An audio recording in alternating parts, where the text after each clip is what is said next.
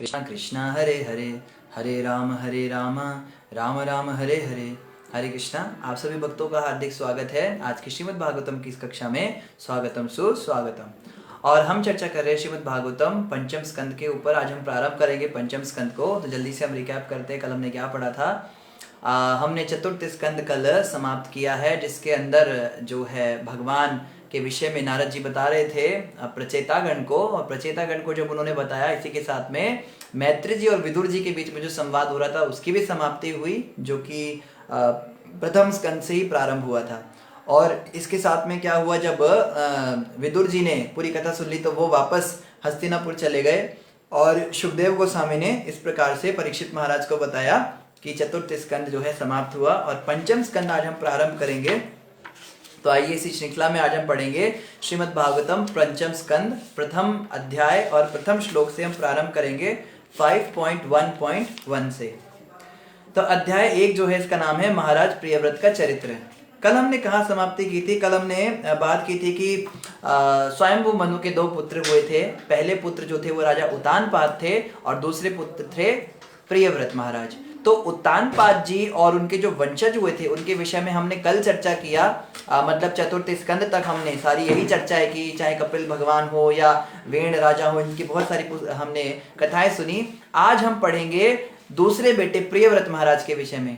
बहुत ही उत्तम चरित्र, बहुत ही आवश्यक, बहुत ही सुंदर चरित्र है और बहुत ही इंटरेस्टिंग है। प्रियव्रत महाराज की स्टोरी जो है बड़े ही सस्पेंस, थ्रिल और इसके साथ में भरी हुई है। तो कृपया करके सभी ध्यान से श्रवण कीजिएगा महाराज प्रियव्रत की कथा। तो पहला जो ये अध्याय है इसका नाम है महाराज प्रियव्रत का चरित्र।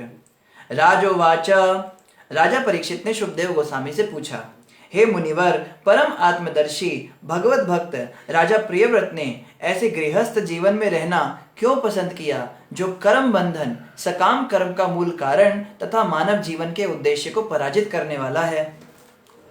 तो ये देखो, परीक्षित महाराज ये बात कह रहे हैं। खुद गृहस्थ थे, इतने साल गृहस्थ जीवन में बिताए उन्होंने, और अब देखो क्या कह रहे हैं। मतलब भागवत का ज्ञान होने के बाद में उन्हें बात समझ में आ गई कि गृहस्थ जीवन क्या है।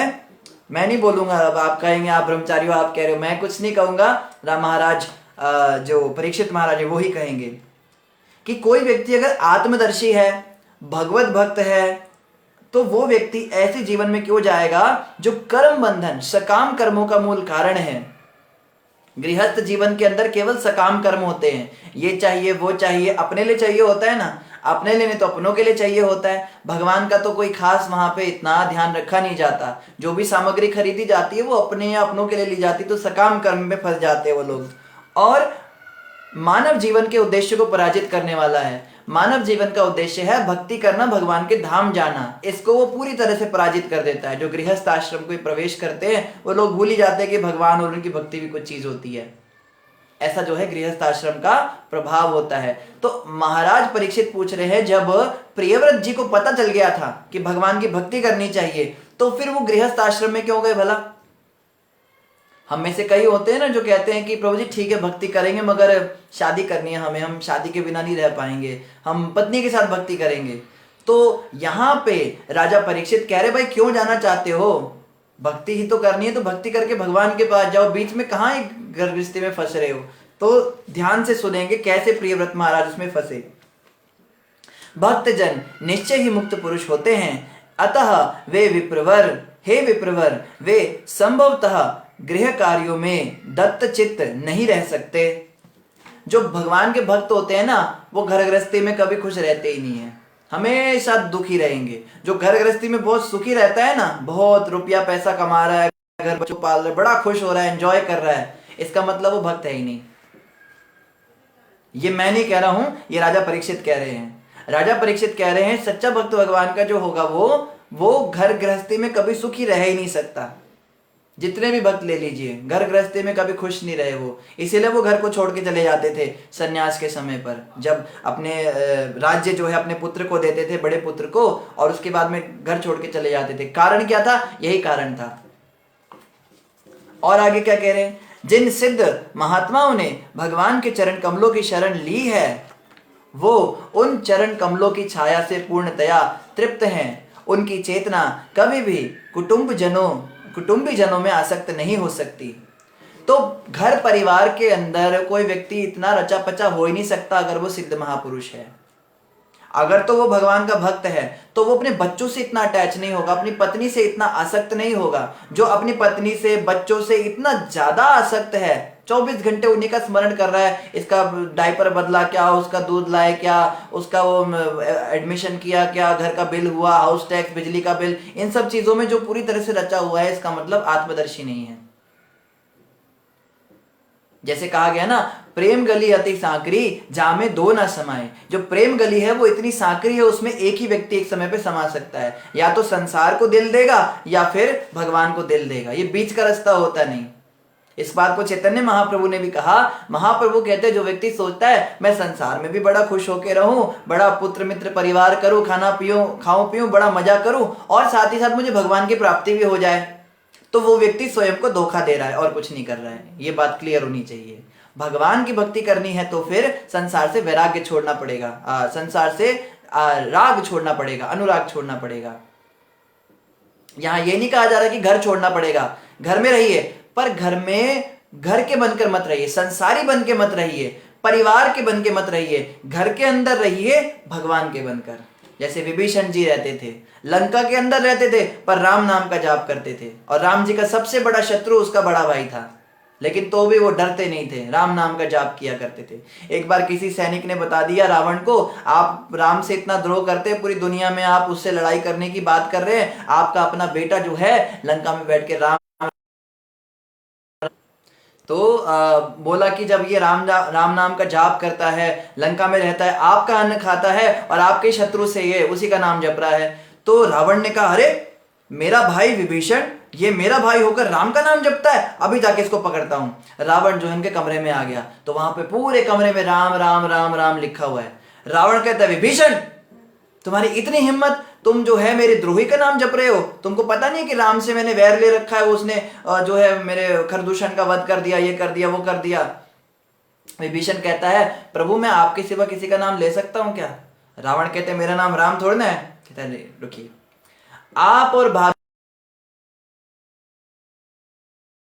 बोला कि तीनों लोग, भाभी और आपसे बढ़कर मेरा कोई है क्या संसार में, बताइए, मैं आप दोनों के सिवा किसी का नाम ले सकता हूं? तो बोला वो कैसे?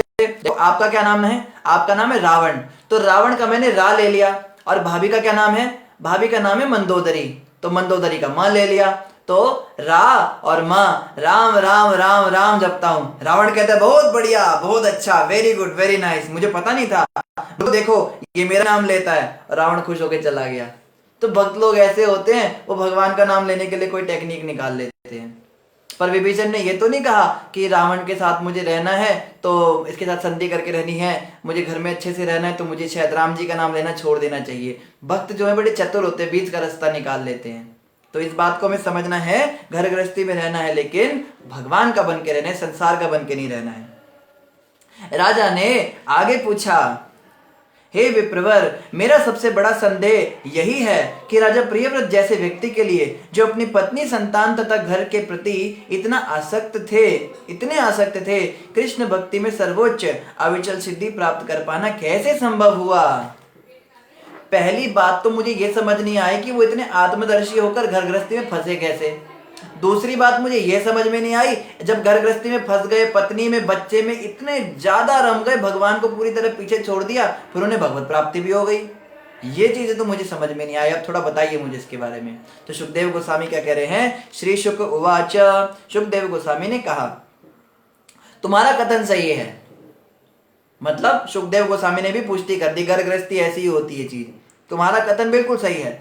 ब्रह्मा के समान सिद्ध पुरुषों के द्वारा दिव्य श्लोकों से प्रशंसित भगवान की कीर्ति परम भक्तों तथा मुक्त पुरुषों के लिए अत्यंत मनोहारी है।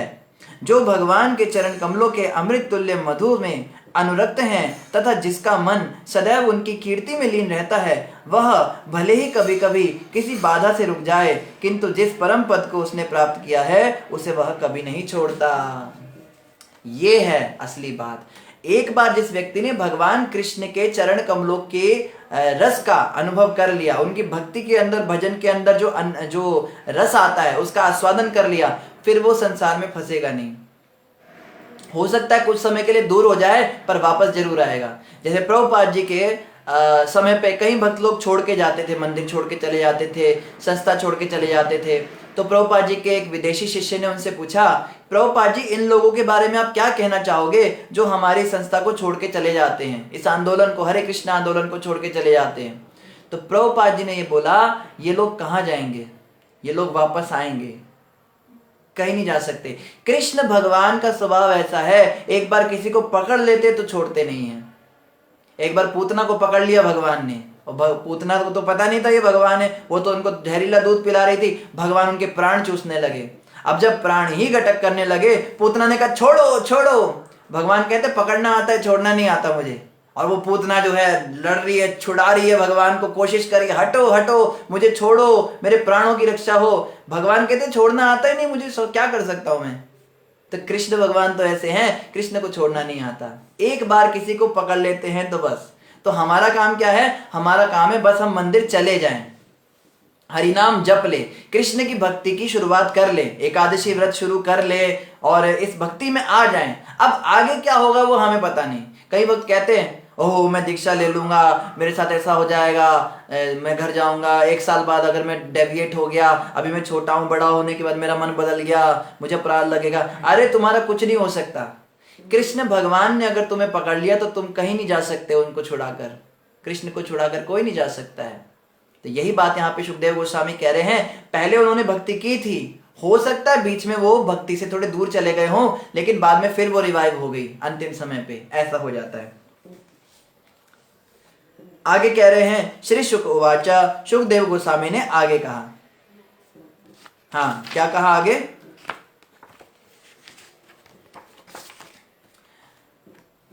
सुखदेव गोस्वामी ने आगे कहा, हे राजन, राजकुमार प्रियव्रत महान भक्त थे, क्योंकि उन्होंने अपने गुरु नारद के चरण कमलों को प्राप्त कर दिव्य ज्ञान में उच्चतम सिद्धि प्राप्त की। राजा प्रियव्रत जो थे वो इतने महान भक्त कैसे बने, क्योंकि उनके गुरु थे नारद मुनि। नारद मुनि जिसके गुरु बन जाए वो तो भक्त बनेगा ही बनेगा। ऐसा तो कभी हो ही नहीं सकता कि नारद जी किसी को प्रीचिंग करके आए, प्रचार करके आए और वो डिवोटी ना बने। नारद जी की प्रीचिंग इतनी जबरदस्त होती है, तो गुरु की कृपा से ऐसा हो पाया। पहली बात जो तुमने पूछी, परम ज्ञान के कारण वे आत्म विषयों की चर्चा में सदैव संलग्न रहे और उन्होंने अपना ध्यान किसी ओर नहीं मोड़ा। ज्ञानी होने के कारण उन्होंने एकमात्र फोकस किया, मुझे भगवान की भक्ति करनी है, मैंने ब्रह्मचारी रहना है, घर गृहस्थी में नहीं फंसना है, पक्का एकदम पक्का विश्वास कर लिया उन्होंने। इसके बाद राजकुमार के पिता ने आदेश दिया कि वह संसार पर राज्य करने का भार ग्रहण करे। पिताजी ने कहा, बेटा तू तो मेरा बेटा है, मैं राजा, अब मुझे भी तो संन्यास लेना है, मैं कैसे जाऊंगा संन्यास लेकर, तो अब तुमको जिम्मेदारी लेनी पड़ेगी। पिता हमेशा चाहते हैं हमारा बच्चा जिम्मेदारी ले आगे राज्य की, तो हम निकले। अब उन्होंने बोला आप राज्य लीजिए। अब उन्होंने तो पक्का बना रखा था कि मैंने ब्रह्मचारी रहना है, पिता ने प्रेशर डाला, फैमिली प्रेशर आ गया। उन्होंने प्रियव्रत को आश्वस्त करना चाहा कि शास्त्रों के अनुसार यह उसका कर्तव्य है, किंतु प्रियव्रत ने तो निरंतर भक्ति योग की साधना में रत रहकर भगवान का स्मरण करते हुए समस्त इंद्रियों को ईश्वर की सेवा में अर्पित कर रखा था। अतः पिता की आज्ञा अनुलंघ्य होने पर भी राजकुमार ने उसका स्वागत नहीं किया। जो लोग कहते हैं कि शास्त्र कहते हैं माता पिता की बात माननी चाहिए, गुरु की बात माननी चाहिए, और जो भी वो कहें, अच्छा कहे बुरा कहे, हमारे को माता पिता का ही बात मानना चाहिए। तो प्रियव्रत महाराज को जब उनके पिता ने शास्त्रों से बताया कि तुम्हारा पुत्र कर्तव्य यह है कि तुम हमारे हिसाब से चलो, हमने तुम्हें पैदा किया है, अब तुम्हें भी संसार करना पड़ेगा, तुम भी आगे संतान उत्पत्ति करो। तो महाराज प्रियव्रत ने क्या किया, बोला नहीं, मैंने बस भक्ति करनी है, भगवान के पास जाना है। ये नारद जी की प्रीचिंग है। नारद जी जैसे गुरु जिसको मिल जाए फिर तो वो बिल्कुल पक्का हो जाता है एकदम, मैंने नहीं शादी करनी, मैंने घर गृहस्थी बसानी नहीं, मैंने केवल भक्ति करनी, भगवान के पास ही जाना है। तस से मस नहीं हुए। अतः पिता की आज्ञा अनुलंघ्य होने पर भी राजकुमार ने उसका स्वागत नहीं किया। इस प्रकार उन्होंने अपने अंतःकरण में यह प्रश्न किया कि संसार पर राज्य करने के उत्तरदायित्व को स्वीकार करके कहीं वे अपनी भक्ति से परांग मुक्त तो नहीं हो जाएंगे। उनको ये डर था, अगर मैं इस चीज में लग जाऊंगा, संसार में लग जाऊंगा और कैसे राज्य करना है, संसार का भोग करना है, इन चीजों में, विषयों में आसक्त हो जाऊंगा तो भक्ति से तो दूर हो जाऊंगा ना, भगवान की भक्ति मेरे से छूट जाएगी।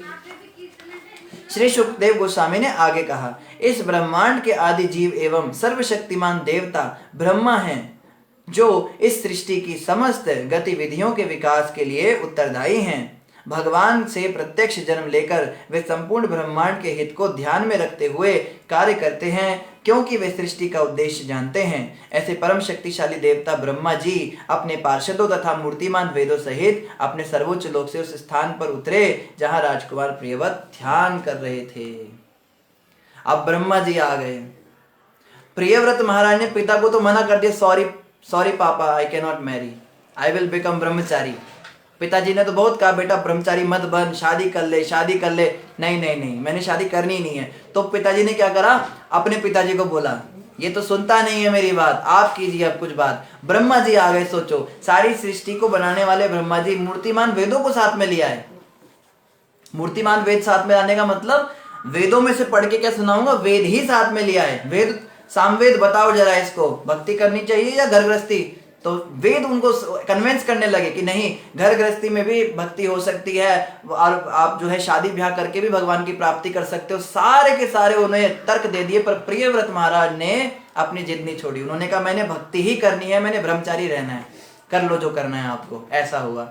तो आगे क्या हुआ ये हम कल पढ़ेंगे। समय लगभग पूरा हो गया, क्षमा कीजिएगा, आज रविवार कार्यक्रम के कारण थोड़ा लेट हम शुरू कर पाए। तो इन्हीं शब्दों के साथ आप सभी का धन्यवाद। किसी का कोई प्रश्न हो तो आप कमेंट पर अपना प्रश्न डाल सकते हैं, कोई प्रश्न नहीं है।